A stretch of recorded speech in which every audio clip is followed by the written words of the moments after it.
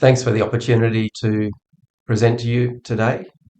I just want to take the opportunity to talk through some NAFI datasets and have a look at the previous fire year and how it relates to fire years more recently.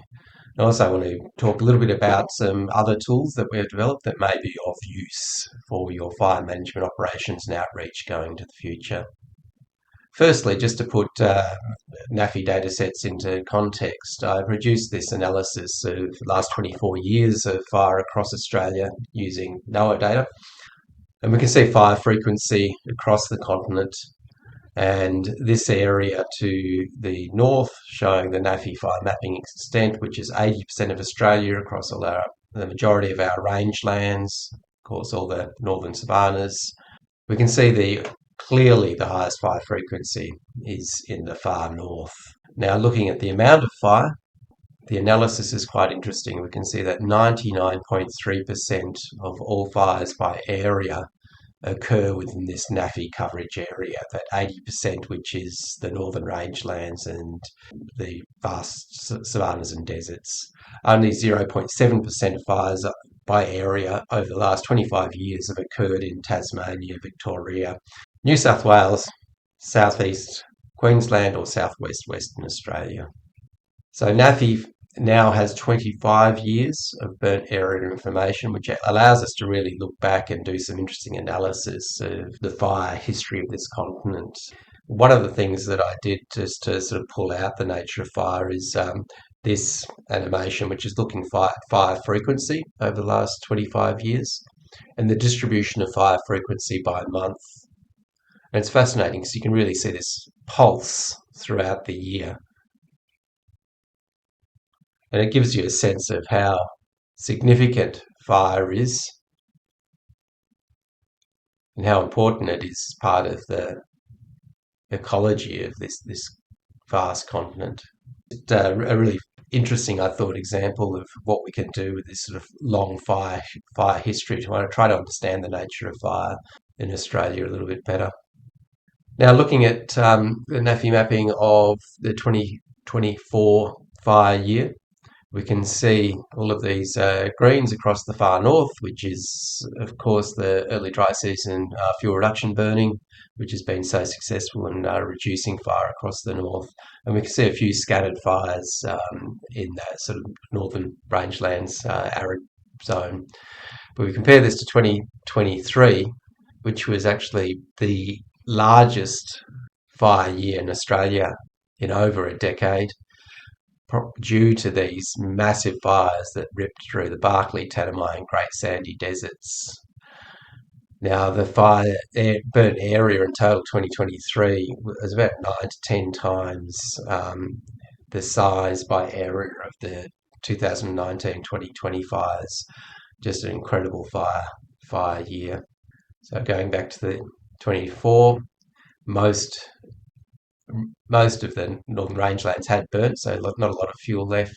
If we look at the tropical savannas in detail, we can see 2024 less than 25% burnt. 2023 actually in the overall was a bad year, but in the tropical savannas not so bad, just a little over 25%. And then 2022, a better year again. Now, if we move to the higher rainfall zones, we can see 2023 wasn't actually that bad at all. 2024, much better. 2023 and 24 were actually consecutive very good years. If we look back the previous 2 years, back to 2021, there wasn't a year. Both those years had less fire overall. Just to mention again, the red are those late dry season fires, the ones after July, and blue are early dry season. Now, if we look by jurisdiction, we can see fairly consistent and similar outcomes in the Kimberley, where we had a slight increase in the early dry season burning 2024, but the overall amount not burnt remained reasonably similar. The same in the top end. We do see an increase in area not burnt from 56 to 59% in the Cape But overall, similar years in the high rainfall zone, the area above 1,000 mil rain in the northern tropical savannas. Putting these years into a greater historic context, if we look back at the last 25 years of NAFI data, this is looking at the burnt area extent across the whole of the NAFI mapping area, that 80% of Australia. You see these quite extreme cyclic fluctuations with some really big years post those wet El Nino periods. You generally see these spikes in fuel and fire, and that's what we experienced in 2023. The biggest years remain 2011, 2012, fire years that burnt massive areas across central Australia. Averaging those years out to 5-year periods, it gives us a slightly clearer look at trends over time, and we can see an overall decrease in the amount of fire in these 5-year average trends across the whole of that NAFI burnt area extent.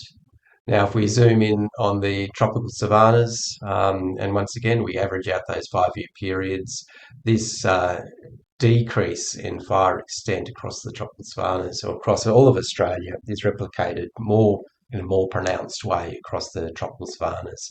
So sometimes we hear people talk about a minimal decrease in fire extent, and it's really just the fires moving from late dry season to early dry season. This actually shows that the overall extent of all fire, there's been a dramatic increase and has continued to be a decrease over time. So that really accounts to 12 million hectares with less fires now than 20 years ago. And if you do break that up into an early late dry season comparison, it's 14 million hectares with less late dry season fires now than there was 20 years ago. So really quite a significant decrease in those severe fires and overall burnt area across the tropical savannas.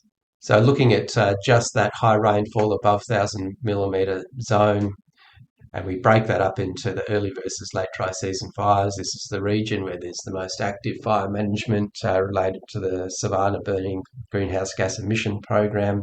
We do see this increase in early dry season burning. Once again, a overall decrease and a massive decrease in that late dry season fire.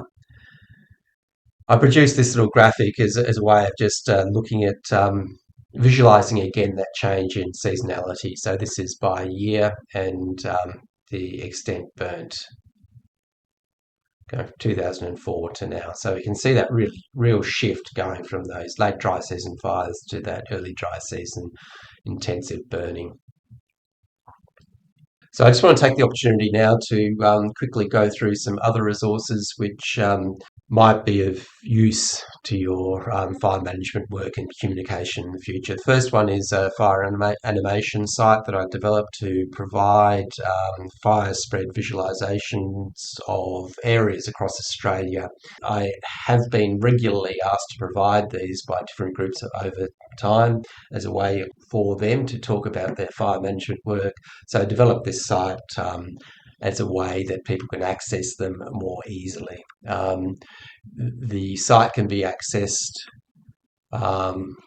straight from NAFI. If you go to Help and Information Hub, Infographics and Animations, Fire Spread Animations, you get to this site. You can then choose a region. Let's go to Western Australia and then an area. So load Kimberley and then a year you want to see the fire animation for. Then you load the animation and you can see the spread animations. Let's skip forwards a little bit. So you're able to download all of these animations with this button here and use them offline when you want to do a presentation about your fire management or talk to others about the efficacy of your fire management work. So I've got the broader regions, but we've also got sub-regions. Let's go to that. And we've got a couple of different animation themes. The dark theme is quite nice to sort of really highlight that fire spread. You can also look at the whole of Australia, Northern Australia, and we've got a few years you can look at. So once again, all of these are downloadable. At the moment, we don't have updates throughout the current year. I'm looking at how we might do that. It will just take a little bit of work to sort of code that in. The other site I wanted to talk about was a site that's been up for a little while, but you may not all be aware of it. It is the Fire Edge site. So this is a project where I brought together all of the edges of fires using the NAFI datasets for the last 24 years to look at where fires have stopped over time. By dividing this by fire frequency, we see the proportion of fires that have stopped. So it's really quite a good way. I mean, it's highlighting the obvious, which is fire is stopped by roads, rivers, fence lines, cliff lines, wetlands, all of those sort of things. But in this case, it makes it quite explicit what those features are, and it'd be quite useful for your operational planning when you're thinking about what features have historically stopped fires and what may stop fires in the future. In the Kimberley, I developed this using high resolution Landsat and Sentinel-2 based mapping, so we do get a much more detailed look at these fire stopping features. You're also able to download these data sets to use within your own sort of GIS and planning and operation tools. The other applications that I want to talk about briefly are the fire simulation tools that I've been developing over the last decade or so. More recently, we've developed these into online applications, and most recently developed this online tool for the Indigenous Desert Alliance. And now anyone can access these. This one is designed to support talking about the management of Spinifex fuels. This is available through the Indigenous Desert Alliance. If you type in IDA, then Desert Fire Simulation, it'll bring you to this page. You can jump online and you're able to sprout Spinifex of different ages, draw buffel grass, play with fuel danger, fire danger levels, wind speed and wind direction, spark up, and try and protect the houses. So it's not supposed to be predictive, but these sort of fire simulation games sort of help illustrate risks, can be used to talking with community members and rangers about fire management, fire danger under different settings. So I've developed quite a few of these, and most recently I've been working with DFIS in their Bushfire Centre of Excellence to develop a similar model, but this one is for Wheatbelt town.